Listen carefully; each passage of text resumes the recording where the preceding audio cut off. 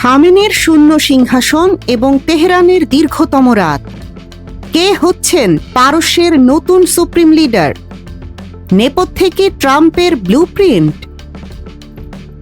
তেহরানের আকাশে তখনও ভোর ঘুমাচ্ছে, কিন্তু পুরো মধ্যপ্রাচ্যের রাজনৈতিক থার্মোমিটারের পারদ যেন এক রাতেই কয়েক হাজার ডিগ্রি সেলসিয়াস বেড়ে গিয়েছিল। শনিবারের সেই রক্তক্ষয়ী প্রহর, যুক্তরাষ্ট্র এবং ইসরায়েলের এক ভয়ঙ্কর যৌথ হামলায় যখন সরকারিভাবে নিশ্চিত করা হলো যে আয়াতুল্লাহ আলী খামেনি আর বেঁচে নেই, তখন পুরো বিশ্বের ভূ রাজনৈতিক ঘড়ির কাঁটা যেন কয়েক মুহূর্তের জন্য থমকে দাঁড়িয়েছিল। দীর্ঘ 4 দশক যে মানুষটির আঙুলের একটি মাত্র ইশারায় পারস্য উপসাগর থেকে শুরু করে লেবানন, সিরিয়া বা ইয়েমেনের যুদ্ধের গতিপথ নির্ধারিত হতো, তার সেই আকস্মিক এবং রক্তক্ষয়ী প্রস্থান ইরানকে ঠেলে দিয়েছে এক খাদের কিনারায়। 1979 সালের পর এমন ভয়াবহ অস্তিত্ব সংকটে ইরান আর কখনোই পড়েনি। দেশের বাইরে থেকে ধেয়ে আসছে ইসরায়েল আর আমেরিকার মিসাইল, আর দেশের ভেতরে ফুঁসছে সংস্কারকামী জনতার দীর্ঘদিনের চাপা ক্ষোভ। কিন্তু এই ধ্বংসস্তূপের মাঝেই এখন সবচেয়ে বড় প্রশ্ন হয়ে দাঁড়িয়েছে, কে বসবেন খামেনির ওই শূন্য সিংহাসনে? কে হবেন ইরানের পরবর্তী সুপ্রিম লিডার বা সর্বোচ্চ নেতা? 88 জন প্রবীণ আলেমের সমন্বয়ে গঠিত অ্যাসেম্বলি অব এক্সপার্টসের কাঁধে এখন পুরো পারস্য সাম্রাজ্যের ভাগ্য। আজ আমরা ব্যবচ্ছেদ করব দম বন্ধ করা এক ভয়ঙ্কর স্নায়ুযুদ্ধের। কারা আছেন দৌড়ে, কার হাতে উঠবে পারস্যের চাবিকাঠি? সিংহাসনের এই রুদ্ধশ্বাস দৌড়ে পর্দার আড়ালে সবচেয়ে বেশি উচ্চারিত হচ্ছে যে নামটি, তিনি হলেন 56 বছর বয়সী মোজতবা খামেনি, সদ্য প্রয়াত সর্বোচ্চ নেতার মেজ ছেলে। তিনি কখনোই সরাসরি কোনো সরকারি পদে ছিলেন না, কিন্তু গত কয়েক দশক ধরে তিনি ছিলেন আক্ষরিক অর্থেই এক শ্যাডো প্রিন্স বা ছায়ার রাজপুত্র। নেপথ্যে থেকে রাষ্ট্রের সমস্ত গুরুত্বপূর্ণ কলকাঠি তিনি নাড়তেন বলে আন্তর্জাতিক বিশ্লেষকদের ধারণা।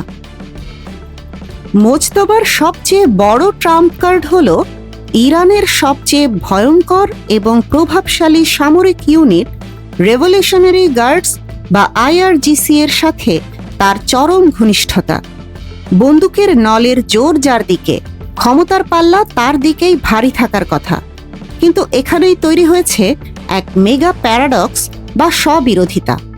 1979 সালে যে বিপ্লবের মূল মন্ত্রই ছিল শাহ বংশের রাজতন্ত্রকে উৎখাত করা, সেখানে আজ বাবার মৃত্যুর পর ছেলে যদি ক্ষমতায় বসে, তবে কি তা প্রকারান্তরে আরেক ধরনের উত্তরাধিকার শাসন বা রাজতন্ত্র হয়ে দাঁড়াবে না? ইরানের প্রবীণ আলেম সমাজ এবং সাধারণ মানুষ এই বংশানুক্রমিক শাসনকে কখনোই মেনে নিতে চাইবে না। তাছাড়া সুপ্রিম লিডার হওয়ার জন্য যে মাপের প্রবীণ ধর্মীয় পাণ্ডিত্য প্রয়োজন, মোজতবা খামেনি এখনও সেই উচ্চতায় পৌঁছাতে পারেননি। সামরিক জোর কি পারবে ধর্মীয় এই দেয়াল টপকাতে? মোজতবার এই রাজতান্ত্রিক বিতর্কের সুযোগ নিয়ে একেবারে নিঃশব্দে দাবার বোর্ডে নিজের ঘুঁটি সাজিয়েছেন 67 বছর বয়সী আলী রেজা আরাফি। তিনি বর্তমানে বিশেষজ্ঞ পরিষদের ডেপুটি চেয়ারম্যান। এই মানুষটি হলেন একজন জাদ্রেল প্রশাসক, বহু ভাষাবিদ এবং প্রযুক্তি বান্ধব একজন আলেম। বিশ্ব রাজনীতির সাথে তার যেমন যোগাযোগ রয়েছে, তেমনি খামেনির অত্যন্ত আস্থাভাজন হিসেবে তিনি রাষ্ট্রের অনেক গুরুত্বপূর্ণ প্রতিষ্ঠান চালিয়েছেন। তাকে অনেকেই দেখছেন একজন ভারসাম্যপূর্ণ বিকল্প হিসেবে, কিন্তু তার দুর্বলতা একটাই, সামরিক বাহিনী বা IRGC এর সাথে তার সরাসরি কোনো নাড়ির টান নেই। অন্যদিকে ইরানের বর্তমান এই যুদ্ধাবস্থায় যদি রাষ্ট্রযন্ত্র সিদ্ধান্ত নেয় যে তারা পশ্চিমাদের সাথে কোনো আপোষে যাবে না, তবে দৃশ্যপটে চলে আসবেন মোহাম্মদ মেহেদি মীর বাঘেরি। ষাটোর্ধ্ব এই কট্টরপন্থী আলেম কুম শহরের ধর্মীয় বলয়ে একচ্ছত্র আধিপত্য বিস্তার করে আছেন।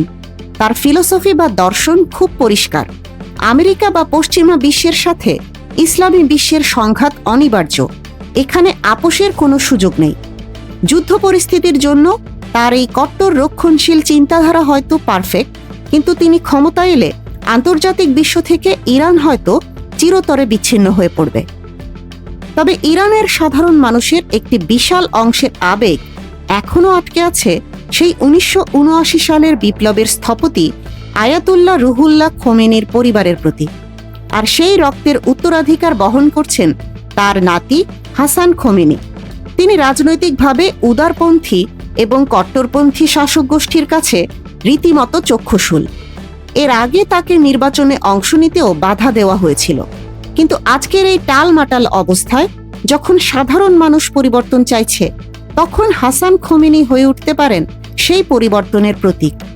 কিন্তু এই পুরো নির্বাচন প্রক্রিয়াটি কি আদৌ শান্তিতে হতে পারবে? এই প্রশ্নের সবচেয়ে বড় আতঙ্ক হয়ে দাঁড়িয়েছেন মার্কিন প্রেসিডেন্ট ডোনাল্ড ট্রাম্প। ট্রাম্প ইতিমধ্যে কড়া হুঁশিয়ারি দিয়েছেন যে হামলা অব্যাহত থাকবে। বিশ্লেষকরা বলছেন, আমেরিকার এই লাগাতার হামলার হুমকির মুখে ওই ৮৮ জন প্রবীণ আলেম বা বিশেষজ্ঞ পরিষদের সদস্যরা একত্রিত হয়ে একটি সুরক্ষিত জায়গায় বসে নতুন নেতা নির্বাচন করবেন, সেই সুযোগটাই হয়তো তারা পাবেন না। পরিস্থিতি যদি চরম আকার ধারণ করে, তবে এমনও হতে পারে যে কোনো একজন নির্দিষ্ট ব্যক্তিকে সুপ্রিম লিডার না বানিয়ে একটি ছোট অন্তর্বর্তীকালীন কাউন্সিল বা নেতৃত্ব দল গঠন করে সাময়িকভাবে রাষ্ট্র পরিচালনার দায়িত্ব দেওয়া হতে পারে। অর্থাৎ ক্ষমতার চাবিকাঠি ভাগাভাগি হয়ে যাবে। তেহরানের রাস্তায় এখন ভারী বুটের শব্দ, আকাশে অবিরাম চক্কর দিচ্ছে অজানা ড্রোনের গুঞ্জন। রুটি আর তেলের দোকানের দীর্ঘ লাইনে দাঁড়িয়ে থাকা সাধারণ মানুষগুলো ফিসফিস করে কথা বলছে তাদের ভবিষ্যৎ নিয়ে। তাদের চোখে একদিকে বোমার আতঙ্ক, অন্যদিকে নতুন এক পরিবর্তনের ক্ষীণ আশা। শনিবারের ওই রক্তক্ষয়ী হামলায় 4 দশকের একটি অধ্যায়ের সমাপ্তি ঘটেছে ঠিকই, কিন্তু নতুন যে অধ্যায়টি শুরু হতে যাচ্ছে তা লেখা হবে কোন কালিতে? ইরানের সামরিক বাহিনী এবং এই প্রবীণ ধর্মীয় নেতাদের মধ্যে যে সূক্ষ্ম ক্ষমতার ভারসাম্য, তা কি টিকবে, নাকি এই নেতৃত্ব সংকট দেশটিকে ঠেলে দেবে এক ভয়ঙ্কর গৃহযুদ্ধ এবং আমূল পরিবর্তনের দিকে? আগামী কয়েকদিনের রাজনৈতিক নাটকীয়তাই নির্ধারণ করবে পুরো মধ্যপ্রাচ্যের ভবিষ্যৎ। ইরান এখন আক্ষরিক অর্থেই তার ইতিহাসের সবচেয়ে দীর্ঘ এবং অন্ধকার রাতের মধ্য দিয়ে পার হচ্ছে। যে রাতের শেষে কার সূর্য উঠবে নাকি শুধু ধোঁয়াই উড়বে, তা এখনো চরম অনিশ্চিত।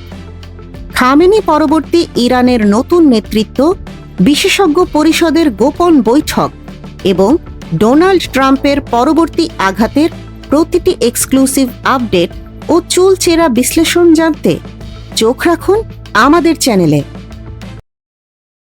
এতক্ষণ দেখছিলেন ইকো অফ বাংলাদেশ। প্রতিদিনের এমন নিউজ আপডেট পেতে সাবস্ক্রাইব করুন আমাদের চ্যানেল, সেই সাথে অন করে রাখুন বেল আইকন।